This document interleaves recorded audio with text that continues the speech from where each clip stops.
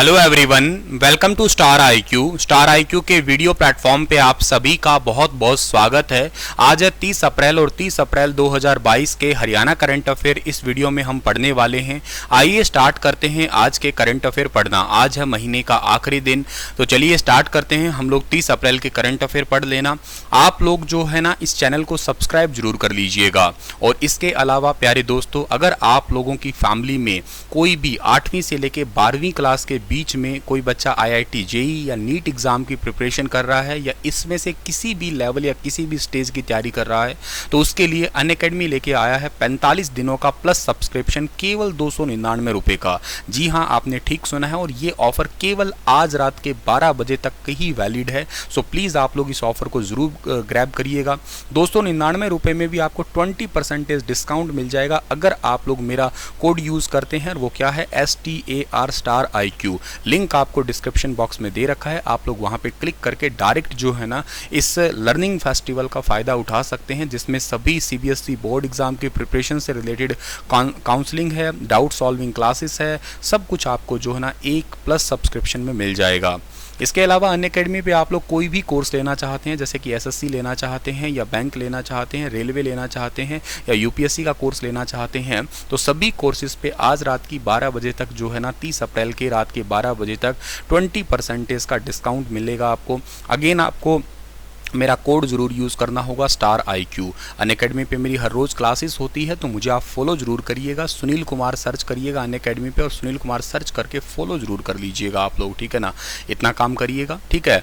और इसके अलावा मेरी क्लासेस के लिंक आपको सभी डिस्क्रिप्शन बॉक्स में जो है ना वो प्रोवाइड करवा दिए गए हैं, ठीक है दोस्तों। कल आपसे सवाल पूछा था, उसका सही जवाब क्या रहने वाला है? जो कल सवाल पूछा था उसका सही जवाब है कि किस गवर्नर जनरल के कार्यकाल में हिंदू व मुस्लिम धर्म के परंपरागत नियमों को संहिताबद्ध करने का प्रयास किया गया? तो इस सवाल का सही आंसर रहेगा वॉरेन हेस्टिंग्स, यानी कि ऑप्शन नंबर बी ठीक रहेगा। 1774 में वॉरेन हेस्टिंग्स को बंगाल का पहला गवर्नर जनरल नियुक्त किया गया। वे भारत के पहले गवर्नर जनरल थे, याद रखिएगा। आज का पहला सवाल रहेगा कि हरियाणा सरकार के द्वारा श्रमिकों के बच्चों की पढ़ाई के लिए कितने रुपए तक की वित्तीय सहायता दी जाती है? तो हरियाणा सरकार के द्वारा जो श्रमिक हैं यानी कि जो मजदूर हैं, उनके बच्चों की पढ़ाई के लिए वित्तीय सहायता दी जाती है 5,000 से 16,000 रुपये तक, यानी कि ऑप्शन नंबर डी जो है वो बिल्कुल ठीक रहेगा। श्रमिकों के बच्चों की पढ़ाई के लिए 5,000 से 16,000 तक की वित्तीय सहायता दी जाती है।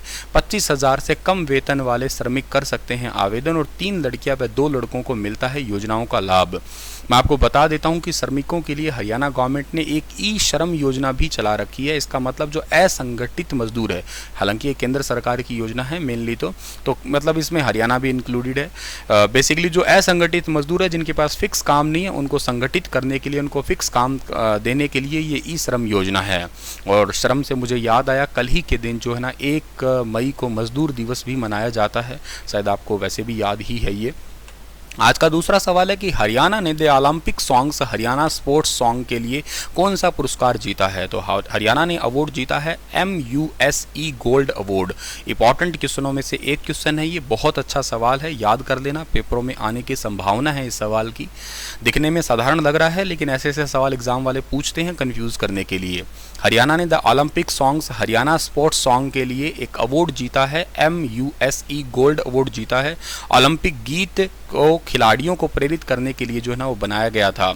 और MUSE अवार्ड जो है ना कैटेगरीज है, कंसिस्ट है, जिसमें एडवर्टाइजिंग है, कॉर्पोरेट आइडेंटिटी है, आउटडोर एडवर्टाइजिंग है, पब्लिकेशन है, फोटोग्राफी है, स्ट्रेटेजिक प्रोग्राम है, कंटेंट मार्केटिंग है, वेबसाइट है, video, mobile application, audio, social media, student submission है, कॉर्पोरेट सोशल रिस्पॉन्सिबिलिटी है, इवेंट है। इन सभी के लिए जो है ना ये MUSE अवार्ड जो है ना वो दिया जाता है। तो हरियाणा को अभी ये रिसेंटली ओलंपिक कैटेगरी के लिए, ओलंपिक सॉन्ग के लिए जो है ना ये अवार्ड दिया है। काफ़ी ज़रूरी सवाल है, गोल्ड विनर है। और रिसेंटली आपको पता ही है कि एशियाई चैम्पियनशिप के अंदर जो रवि दहिया है ना, इन्होंने गोल्ड मेडल जीता। इन्होंने तो हैट्रिक बना डाली, ठीक है। और पूरे भारत में टोटल उसमें से 17 पदक आए थे, जिसमें से अकेले हरियाणा के 13 पदक आए, ठीक है। और ये सोनीपत नाहरी के रहने वाले हैं, ये भी याद रखना, रवि दहिया। अगला सवाल है कि हरियाणा के किस जिले में पहला हाईटेक बस टर्मिनल बनाया जाएगा। हाईटेक बस टर्मिनल बनाया जाएगा फरीदाबाद के अंदर। ऑप्शन नंबर डी जो है ना सवाल का ठीक रहेगा। हरियाणा का जो है ना वो फरीदाबाद में बनने वाला जो पहला हाईटेक बस टर्मिनल है वो सितंबर में बन के तैयार हो जाएगा और फरीदाबाद के अंदर 4 एकड़ भूमि पे बनने वाला है। और इस बस अड्डे पर अधिकारी, चालक, कंडक्टर इन सभी के लिए रेस्ट होम होगा, रूम हो जाएगा, वेटिंग रूम होगा, लोगों के लिए मॉल, मल्टीप्लेक्स, कैंटीन, शौचालय, इन सभी की व्यवस्था। इसको बोलते हैं बेसिकली हाईटेक। जैसे कि आपने एयरपोर्ट को देखा होगा, एयरपोर्ट पे सारी सुविधाएं होती है, तो एज इट इज़ कुछ यहाँ बस स्टैंड पे भी हो जाएगी। और इसके अलावा जो है ना यहाँ पे एक बैठक हुई थी, उस बैठक के दौरान 140 करोड़ रुपए से पिंजौर में बनाई जा रही सेब, फल और सब्जी मार्केट में वर्ष 2023 में पूरे होने की संभावना है। ये एक बात थी। इसके अलावा जो है ना हिसार में बनाए जा रहे एयरपोर्ट पर 10,000 फुट रनवे का कार्य जुलाई महीने तक कंप्लीट हो जाएगा आपका, ठीक है ना। और इस बैठक में कृषि, परिवहन और नागरिक उड्डयन विभाग के लगभग 1450 करोड़ रुपए की 5 परियोजनाओं की जो है ना वो समीक्षा की गई थी। और आप लोगों को ये याद रखना कि हरियाणा का पहला 4 मंजिला बस स्टैंड तो फतेहाबाद जिले के अंदर है, ठीक है। हरियाणा में किसानों को कितने परसेंटेज अनुदान पर सोलर वाटर पंपिंग सिस्टम उपलब्ध करवाए जाते हैं। तो 75% अनुदान पे जो ना सोलर वाटर पंपिंग सिस्टम है ये उपलब्ध करवाए जाते हैं। सरकार का उद्देश्य है कि किसानों की आमदनी को दुगना करना। प्रधानमंत्री कुसुम योजना के तहत ही ये सब कुछ है और इसके तहत लक्ष्य भी रखा है हमने। टोटल कितना हमने लक्ष्य रखा है, 50,000 सोलर पंप लगा दिए जाएंगे 1 साल के अंदर। ये बहुत बड़ी बात है यहाँ पे, ठीक है ना। इसमें स्कीम के तहत किसानों को पंप के कीमत जो है ना अनुदान केवल 25% ही देना होता है, क्योंकि 75% तो कौन दे देगी, सरकार दे देगी। तो ये प्रधानमंत्री कुसुम योजना बहुत ज़रूरी है। HCS के पेपर में भी आई थी, ये याद रखना काफ़ी ज़रूरी है ये सवाल। और इसमें से एक्चुअली 45% हरियाणा देता है और बाकी का 30% जो है ना वो कौन देता है, वो केंद्र सरकार देता है। हाल ही में कब हरियाणा कैबिनेट की बैठक करने का फैसला किया गया है। 6 मई आने वाली को हरियाणा कैबिनेट की बैठक होने वाली है। मुख्यमंत्री मनोहर लाल जी की अध्यक्षता में होगी। इस बैठक में बहुत सारे नए फैसले लिए जाएंगे, ठीक है ना। तो कैबिनेट की बैठक आने वाले 6 मई को होगी हरियाणा में। हरियाणा में फार्मा इंडस्ट्री का निर्यात 500 करोड़ से बढ़कर कितने करोड़ पहुंच गया है। तो हरियाणा में फार्मा इंडस्ट्री का निर्यात 500 करोड़ से बढ़ के जो है ना वो 1000 करोड़ पे पहुंच गया है। ऑप्शन नंबर ए जो है बिल्कुल ठीक है। फार्मा उद्योग इन 2 सालों में जबरदस्त तरीके से बढ़ा है, उनको तो समझो संजीवनी मिल गई है।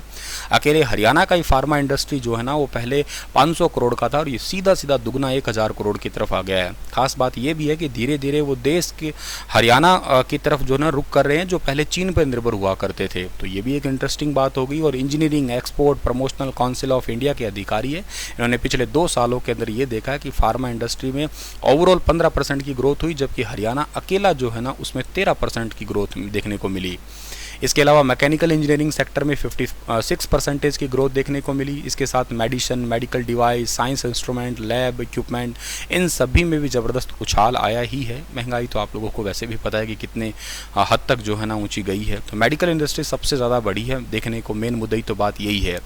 तो आंकड़ों के अनुसार सीधी सी बात तो यही है आपका कि जो ये मेडिकल डिवाइस है या साइंस इंस्ट्रूमेंट है या लैब इक्विपमेंट है ना, इनमें लगभग 2021-22 का निर्यात था $418 बिलियन था, और जबकि 10 साल पहले ये जो था ना वो $320 बिलियन था। तो आप समझ सकते हो कहाँ 418 है और कहाँ 320 है, ठीक है ना। इतना गैप जो देखने को मिल रहा है आप लोगों को, ये भी बिलियन $, का गैप, ये पिछले 2 सालों का गैप आ गया एक प्रकार से। खैर पिछले 2 साल का ये गैप तो एक्चुअली पिछले 10 सालों का आया है, लेकिन पिछले 2 सालों के अंदर जो है ना वो हमारे हरियाणा का गैप आया है 500 से 1000 का, ठीक है ना, मतलब डबल हुए हैं। हरियाणा का पहला अनाज अनुसंधान केंद्र कहाँ बनाया जाएगा। तो हरियाणा का पहला अनाज अनुसंधान केंद्र हरियाणा के गोकुलपुरा के अंदर बनाया जाएगा। ये बनाया जाएगा गोकुलपुरा भिवानी के अंदर, ठीक है ना। मतलब ये उद्घाटित हो चुका है। हरियाणा के जो मंत्री हैं, कृषि मंत्री JP दलाल, इनके द्वारा गोकुलपुरा भिवानी के अंदर ये कंप्लीट बनने वाला है, ठीक है। सो इसको ज़रूर आप याद रख लीजिएगा। और इसके साथ में प्रोफेसर BR कंबोज भी थे, ठीक है। यहाँ पे अलग अलग अनाजों का जो है रिसर्च किया जाएगा, ताकि जो आप फसल बोते हैं उसमें किसी प्रकार का रोग ना लगे। आपके लिए सवाल छोड़ के जा रहा हूँ कि इनमें से बंगाल के किस शासक ने जरबे मुर्शिदाबाद नामक सिक्का जारी किया। मीर जाफ़र, मीर कासिम, मुर्शिद कुली खान, सूजा उद दीन मोहम्मद खान। बताइए विस्तार से इसके बारे में। कल फिर हाजिर होऊंगा लेटेस्ट अपडेट के साथ। कल का वीडियो हो सकता है आपको लेट नाइट तक मिले या परसों ही मिले, ठीक है ना। कोशिश तो रहेगी कल ही प्रोवाइड करूँ, क्योंकि मैं आउट ऑफ स्टेशन जा रहा हूँ, राजस्थान जा रहा हूँ, तो करके तो खैर अपना ख्याल रखिएगा आप लोग, धन्यवाद। अपना ख्याल जरूर रखना है आपको, चैनल को सब्सक्राइब जरूर करना। और आज रात को कोई क्लासेस नहीं होगी, अब अपकमिंग वीक में ही नई क्लासेस यूट्यूब पे लाइव दे पाऊंगा मैं।